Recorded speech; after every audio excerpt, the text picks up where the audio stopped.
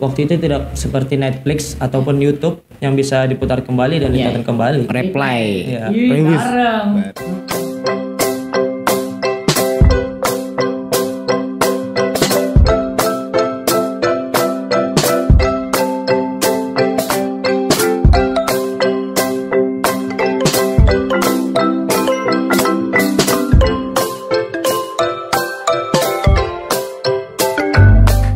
Assalamualaikum warahmatullahi wabarakatuh. Waalaikumsalam warahmatullahi wabarakatuh. Kembali lagi bersama kita di channel Media Darul Ilmi dalam program podcast Sandi Salah Santri Darul Ilmi episode 2. Tepuk tangan dong. Ayo. Gitu. Maaf ya guys, bisa baru upload video baru. Tanpa berbasa-basi, langsung saja kita. Jadi kita temanya hari ini time is gold. You know what is the meaning time is gold? Kayak waktu adalah uang, waktu adalah emas gitu. Iya, kan sering mendengar gitu untuk teman-teman Sandi di rumah. Jadi kita itu akan membahas itu bersama dua orang santri Darul Ilmi. Terima kasih telah datang dan di dalam podcast ini. Bisa dikenalkan dong siapa sih? Siapa ini gitu? Riwayat kehidupan, riwayat ke sakit mungkin, tanggal lahir dari mana gitu asalnya. Ya, perkenalkan nama saya Miftah Hafizi. Saya berasal dari Palangkaraya. Tempat tanggal lahir saya Palangkaraya 25 Mei 2003. Riwayat penyakit dulu malaria. Kalau orang tua saya itu asalnya Alabiu. Sudah merantau ke Palangkaraya sudah lama di situ, sekitar 30 tahunan. Kalau saya perkenalkan, nama saya Muhammad Zikri Arido. Bisa disebut Zikri, bisa disebut Rido. Nama panggilan sih sering Rido. Oh, Rido. Alhamdulillah bisa hadir di dalam podcast ini ya. Iya. Alhamdulillah. Sehat ya, keadaannya sehat. Alhamdulillah sehat. Alhamdulillah. Oke, tanpa berbahasa-basi, sebelum kalian menonton video ini, like, share, and comment, and subscribe. Jangan lupa notifikasinya. Ingat itu, remember pesan saya. Ya, intinya seperti itulah. Jadi ini, kita membahas time is gold nih. Apa sih menurut kalian waktu itu apa sih gitu? Opini-opini kalian itu apa sih ala santri gitu? Apa sih time is gold itu? Ya, waktu itu adalah umur. Oh, Ya, dan modal utama bagi manusia. Kalau Anda pernah nonton film Interstellar, pernah nggak? kayaknya pernah tapi lupa gitu ceritanya gimana. Garapan Christopher Nolan. Oh, pernah dengar. Ada seorang ahli astrofisika, yaitu Dr. Amalia Brand. Beliau menyimpulkan bahwa waktu itu relatif. Oh iya. Waktu itu tidak bisa berdamai. Kita tidak bisa berdamai dengan waktu yang sudah tertata mapan. Waktu itu tidak bisa kita suruh tiap hari misalnya jam 2 terus. Tidak bisa. Tidak bisa. Karena waktu selalu berjalan. Ya, 24 jam dalam sehari ya. Dengan tatanan yang mapan. Waktu itu ya begitulah waktu itu tidak seperti Netflix ataupun YouTube yang bisa diputar kembali dan ditonton kembali. Replay. Ya. Bareng. Pemikiran kita. Ya sih. Nggak bisa Itulah. diulang. Kalau menurut saya sih waktu itu bermacam versi. Menurut perspektif orang-orang. Iya. Waktu adalah umur, waktu adalah sebongkah emas atau emas gitu. Waktu ialah uang. Iya, kehidupan. Bermacam versi. Ya, waktu ya kehidupan. Waktu sangat berharga. Inti darinya itu waktu sangat berharga. Karena seberapapun kaya kita, jadi miliarder, jadi hartawan misalkan, itu tidak bisa membeli waktu yang kita sudah sia-siakan yang dulu. Iya. Karena itu sangat berharga. Bisa lebih berharga lagi. Bisa Lebih. tidak ada harganya. Dia tidak ada. Sangat berharga, sangat berharga sekali. Taukid jadinya. Taukid. Ya. Apa tuh taukid? Taukid itu dalam ilmu nahwu itu penguat. Penguat. Artinya itu sangat gitu. Sangat berharga. 3 taukidnya. Iya. Jadi kayak berarti sama bahwasanya kayak waktu itu kan berharga. Berarti istilah berharga itu sama dengan penting ya tadi kan. Sangat Sama penting. gitu, Sangat. dalam kehidupan gitu. Berarti kalian sudah menjalani ini dengan waktu-waktu yang telah umurnya ya berjalan lah intinya seperti itu. Berarti kalian sudah menata waktu-waktu kalian, memplanning kalian gitu. Memplanning waktu kalian gitu. Jadi gimana cara memanage atau menata waktu dengan baik ataupun benar? Gimana? menurut kalian kebiasaan kalian gitu? Ya, memanage waktu itu dengan cara kita membuat schedule. Iya. Membuat schedule itu membuat jadwal. Misalkan pada pagi hari kita menghafal sesuatu, menghafal satu halaman Al-Quran atau satu ayat lah. Ya.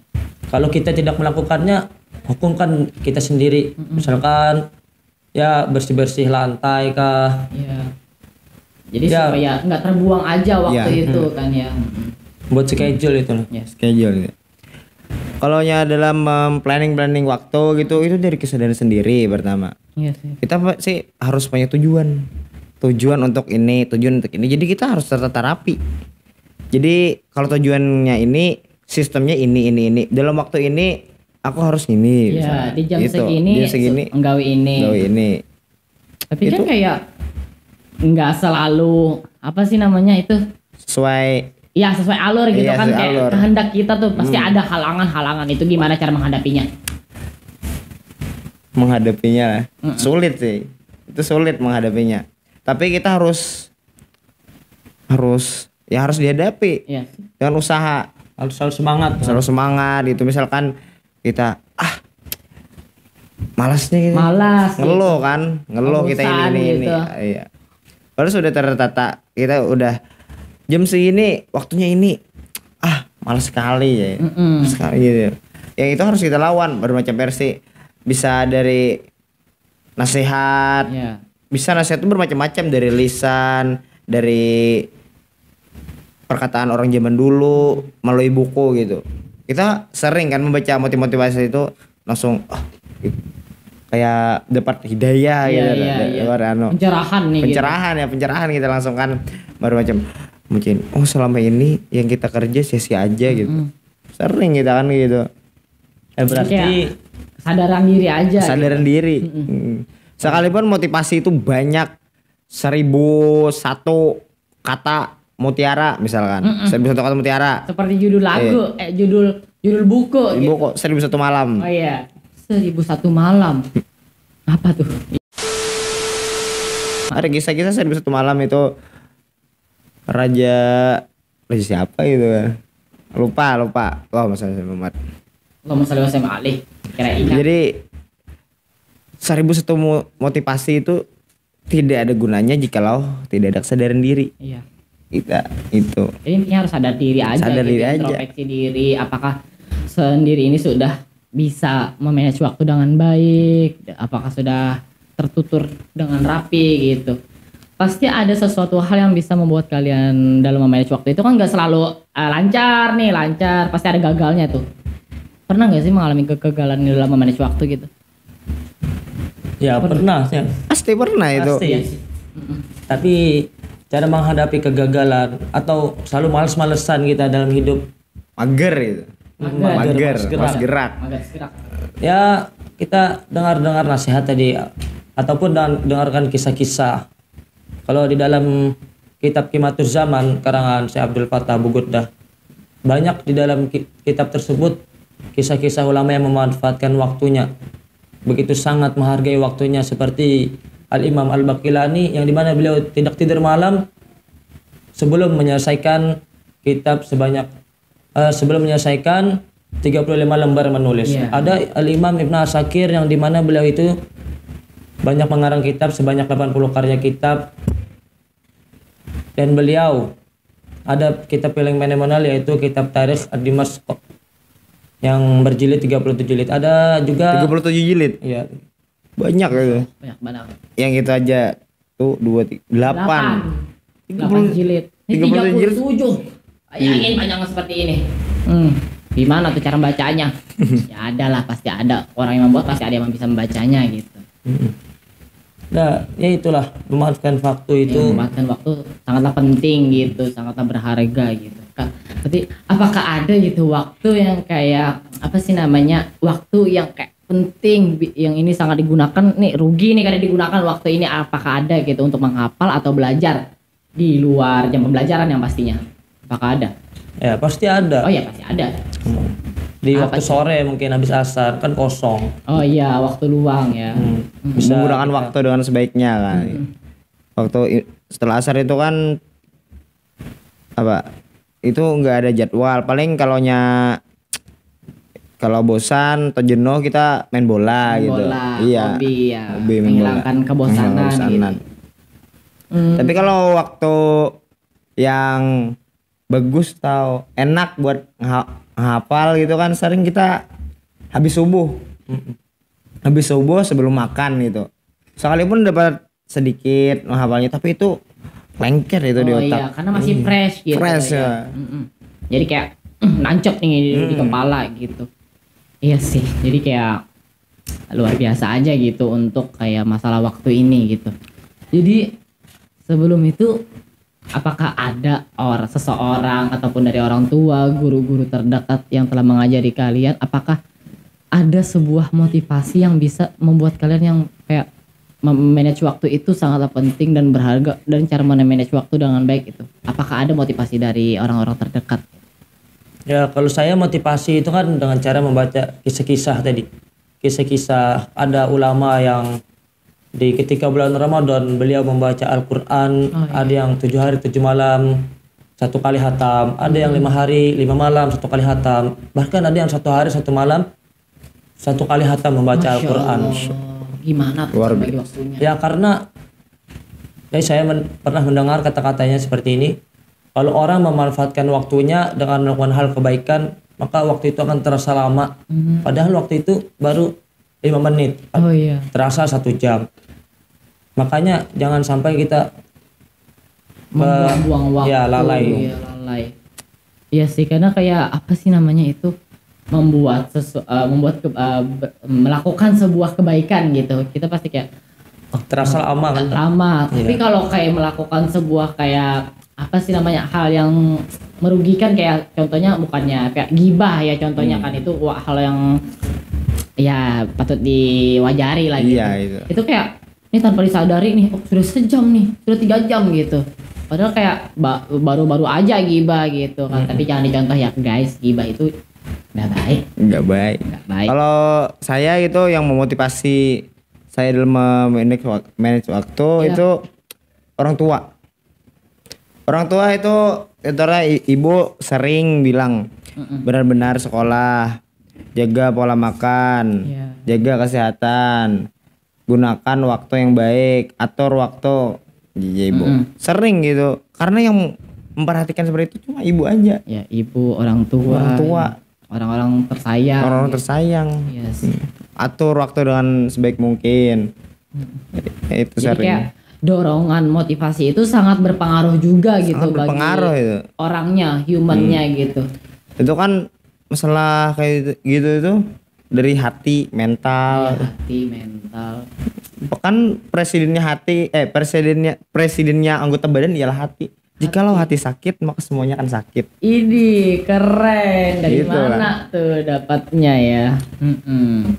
Sakit gitu Sakit, ya, hasilnya sakit gitu. Lihat aja sering orang patah hati gitu. Patah Patah hati. hati. Gimana tuh patah hati? Kami tuh pernah patah hati. pernah lah. Oh, pernah. Gitu. Batuk nih ceritanya, batuk jaim, batuk kul itu. Betul kol. Batuk kul. Biar greget gitu, biar gitu. Mungkin ada lah motivasi singkat gitu untuk teman-teman Sandi yang di rumah gitu. Adalah sedikit doang mungkin dari kami Miftah dulu gitu. Ya kerjakanlah waktu. Ya manfaatkanlah waktumu dengan sebaik-baiknya. Jangan menunda-nunda. Iya sih.